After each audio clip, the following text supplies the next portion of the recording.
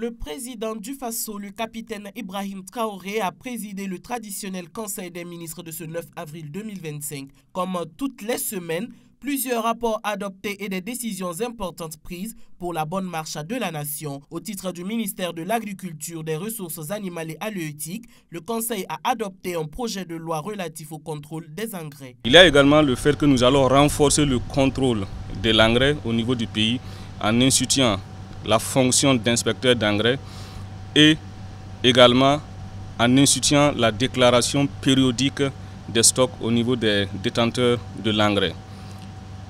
Également, les niveaux des sanctions ont été rehaussés, les sanctions administratives et les sanctions pénales, afin de lutter efficacement contre les fraudes au niveau de l'engrais.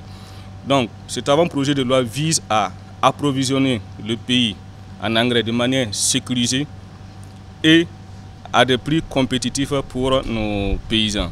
Il faut dire que cet avant-projet de loi rentre dans le cadre de l'augmentation de notre production et également de la sécurisation de nos terres au niveau national. Au titre du ministère chargé du commerce, le Conseil a adopté 4 rapports. Le premier, entre autres, est relatif à l'adoption d'un décret portant création d'une société d'État d'approvisionnement et de distribution de produits de grande consommation dénommée Fasoyar.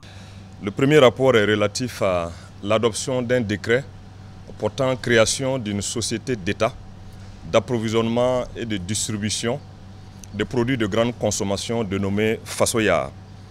La création de cette société s'inscrit dans la grande vision du président du Faso, chef de l'État, qui a instruit la mise en place d'une structure qui pourra contribuer à disponibiliser les produits de grande consommation aux populations, respectant la réglementation de distribution commerciale en la matière.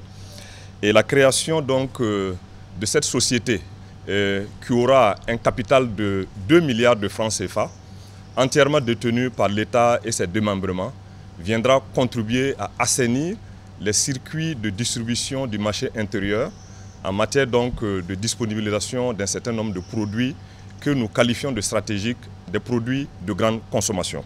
Aussi, à l'hebdomadaire Conclave, le Conseil a adopté un décret portant création du centre hospitalier universitaire de Pala à Bobo-Dioulasso pour le compte du ministère de la Santé.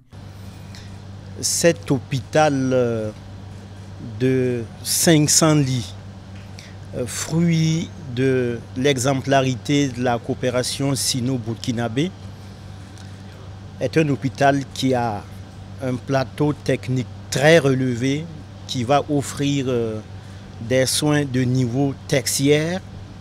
C'est un hôpital qui viendra être complémentaire avec ce qui est déjà offert par l'hôpital universitaire Sanou Souro, qui est un hôpital qui est maintenant dépassé. C'est un hôpital qui date des années 1920.